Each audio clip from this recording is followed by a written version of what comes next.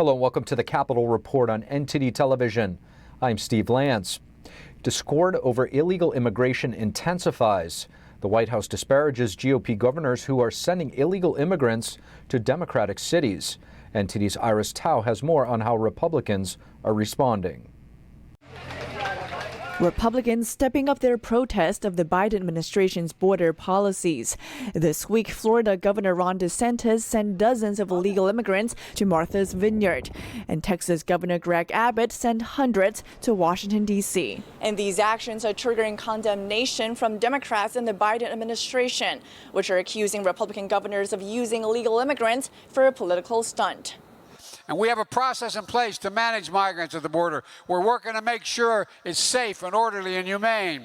Republican officials should not interfere with that process by waging these political stunts. The White House on Friday further accused these governors of using, quote, tactics we see from smugglers in places like Mexico and Guatemala.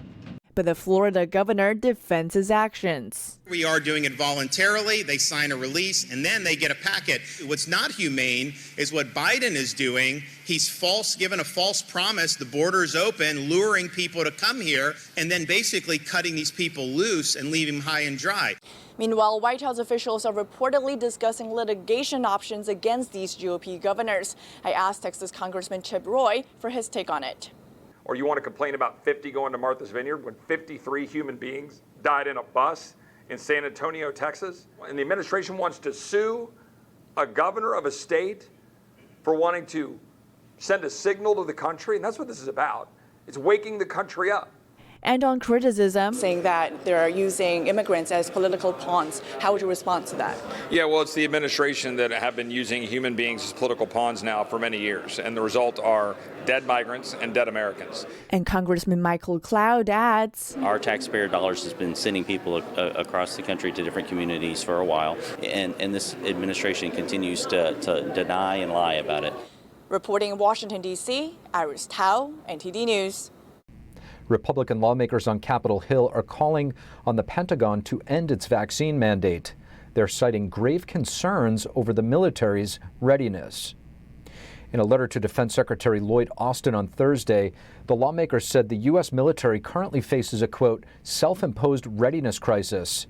They cited data showing that 8% of the Army face expulsion over the vaccine mandate.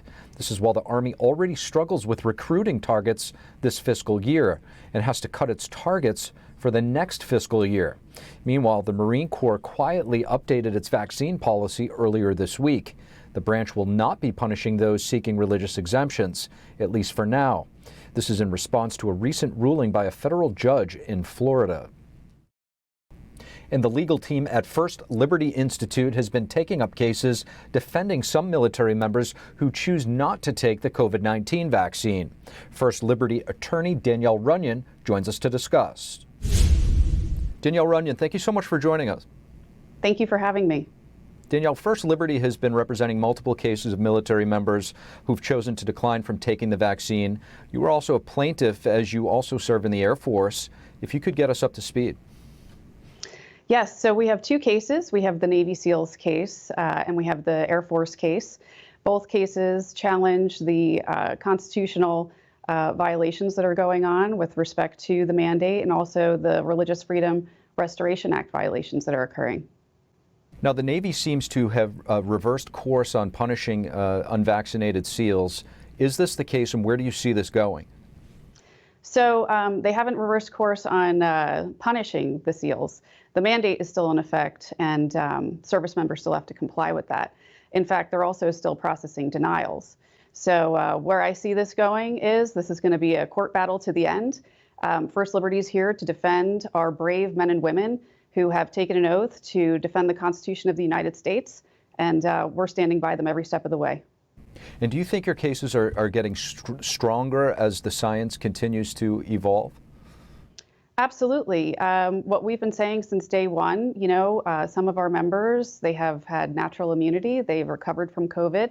And all of our members have been able to perform their job safely since day one. Since the beginning of the pandemic, they've been able to perform their duties.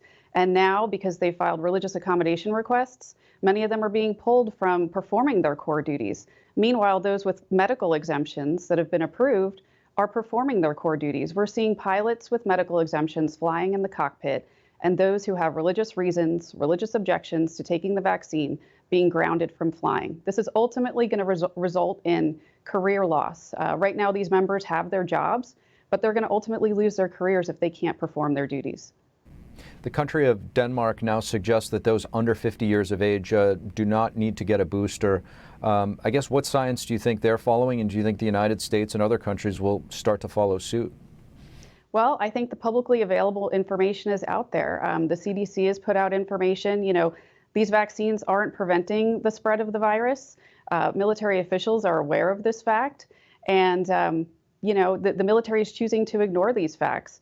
And again, this is just a clear violation of the law. And we're here to defend the interests of our brave men and women, our national assets. We're here to defend them. Now, the WHO has just come out and signaled that the end of the pandemic is in sight, a stance they have not yet taken. What do you think will happen with so many of these cases and policies once major governments and bodies officially acknowledge this pandemic is over? You know, I don't have an answer for that. We've already seen so many policies being walked back, masking on airplanes, social distancing, so many things in our own country that are happening that one would think, you know, why are these mandates still happening? We're experiencing the largest recruiting crisis that the military has seen in recent history. And at the same time, we're looking to purge tens of thousands of military members. We need to get back to work, to operating as a military and focusing on real national security threats, not our faithful men and women who have served this country honorably. Danielle Runyon, thank you so much for your service, and thank you for joining us. Thank you for having me. It's that time of year again. Lawmakers must fund the government, but some Republicans in the House and Senate are pushing to delay a full funding bill until after a new Congress is sworn in. The end goal is to withhold funding from Biden's agenda if they take the majority. NTD's Melina Wisecup has the details.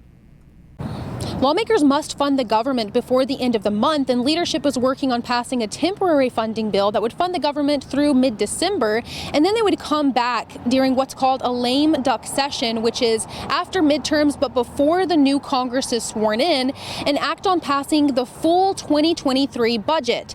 Under these circumstances, Democrats would have more control over where money is allocated in 2023, but some Republicans are trying to prevent this. Here's what the House Freedom Caucus chairman told me about what they're doing and why. The overall goal is to stop the tyranny of what's happening across America, whether it's the border, whether it's the price of the cost of living, whether it's energy costs, the empowerment and the weaponizing of the federal government against people that you don't agree with politically. All that has to end, and Republicans need to stop voting to fund it, period, at all levels. If they get their way and win enough seats to take control, it could allow Republicans to withhold funding from Biden's key priorities, such as withholding the newly passed funding from the IRS and other parts of the newly signed into law Inflation Reduction Act. This whole agenda of the Biden administration is bankrupting this country. And it's going to continue to get worse and worse and worse until we stop this reckless spending that's happening up here. Senator Scott and a handful of other senators, including Senator Lee and Senator Cruz, are also pushing to delay the 2023 funding bill until January. And force the Democrats to own all of the bad spending and policy. Lawmakers on the House Freedom Caucus tell us they're hopeful that more senators will join this effort. I don't know where McConnell is on it, and he's the guy that kind of drives what's going to go in the Senate. I'm cautiously optimistic. Senate Minority Leader Mitch McConnell has not yet made clear his specific position. Now, lawmakers have left town without passing anything to fund the government, neither short-term nor long-term, but we will be able to see where leadership stands on this over the next 2 weeks once Congress comes back in session, because they are on a tight deadline to get this done. Reporting in Washington, D.C., Melina Wisecup, NTD News. Thank you for watching the Capitol Report. If you want to see our full broadcast, check us out at epochtv.com.